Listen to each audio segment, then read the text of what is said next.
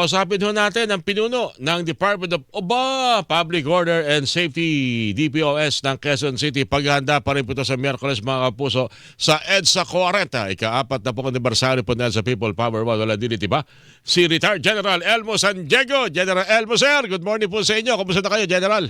Magandang umaga po. Partner Orly, good morning. Maraming Long salamat. time no here. Oo nga po, maraming salamat sa pagpapaunlak ng panayam na ito. Meron lang mga paglilinaw dahil sa kabila ng inyong panawagan na no permit, no rally, mukhang may nagpaiwatig pa rin ang kanilang pagsasagawa ng kilos protesta sa Miyerkules. Paano ho ba ipairal po dito, lalo-talo na yung nais nating ipatupad na maximum tolerance pag ganyan, General?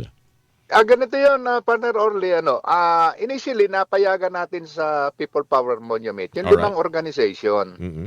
Ngayon, parang awkward naman na tigi-tigisang stage sila. So, pinakiusapan namin na mag-usap-usap at mag-agree na isang common stage for everybody. Kasi isa lang naman ang celebration natin ng anniversary ng People Power natin. Oh. Anyway, hindi nagkasundo. Yung tatlo lang ang nag-agree na isang stage sila. Ito yung grupo nila Trillion Peso March under Kikudi.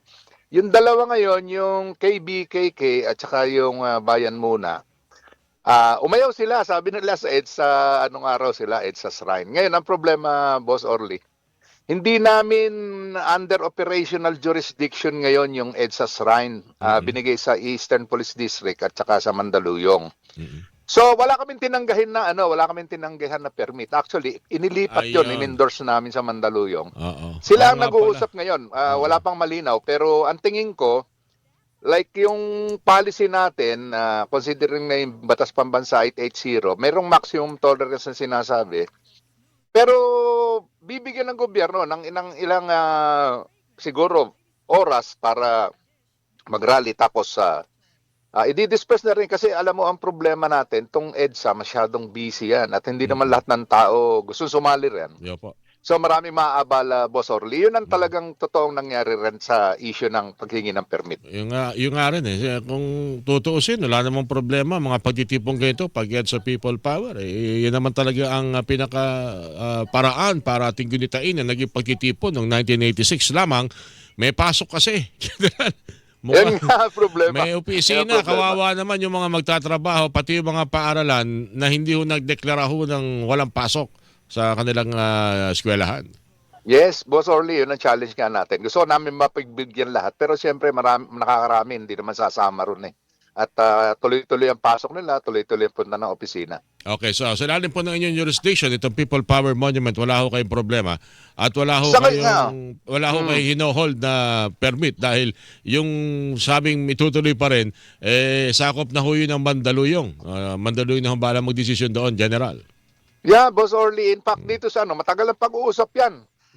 Siguro nasa mga 4-5 ng beses kami nag-usap para maiayos lang natin yung pagrarally nga rito sa PPM.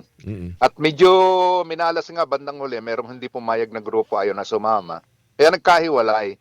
Pero ang Quezon City Local Government natin under Mayor Joy Belmonte, lahat naman ng asset ng QCLGU ay ibubuhos natin yan. Kasama na yung mga kapulisan natin para masiguro na tahimik at mairaos naman ng maayos yung rally. Alright. Wala namang ibang mga binabantayan ng Quezon City DPOS doon sa mga lugar na maaring magulat na lang tayo. Baka may magtipon-tipon doon at maging sanhi ng pagbara ng taloy ng trapiko. Wala namang ganun, General? Marami pang challenge sa partner kasi nga merong mga ibang grupo na gustong mag-rally kahit walang permit. Pero yun, binibigay na namin sa mga security forces natin sa Quezon City Police District kung paano i-handle. Basta kami, ang nabigyan namin ng permit, itong grupo lang ng Trillion Peso dito kay Lucky Cudi. All the rest, wala naman nag-apply pa kaya medyo magkakaproblema talaga kung magpipilit silang mag-rally ng walang permit. Pero hindi lang ho ang People Power Monument ang may tauhan po kayo. Maging sa ilang mga lugar. Ibig sabihin, mananatili pa rin yung mga regular deployment ng DPOS, General. Ano po? Oo, lagi naman yun. In fact, yung Freedom Park kasi namin, yung Quezon City Memorial Circle, tinitingnan din namin kasi doon hindi mo kailangan humingi ng permit Tama po. Basta gusto mong mag-rally, pumasok ka lang doon, papayagan ka naman Tama So po. tinitingnan din namin kasi baka nga yung mga hindi nag-apply ng permit, doon naman pumunta. Basta doon lang sila, hindi naman magkakagulo. Wala namang problema. General, tama po ba? Yeah, yun ang dalangin namin mairaos natin ng tahimik to 40 anniversary na yan, dapat wala nang gulot. Mailagay na natin sa ayos lahat. Alright. Tatanungin ko pa naman sana sa inyo kung anong alaala ng 1986 revolution sa inyo, General. Baka Mahaba yun. Baka maluwa. Makulay. General, good luck po para sa Miyerkules at maraming salamat sa pagkakataon pong ito. Mabuhay po kayo. Thank you, partner. Mabuhay ka.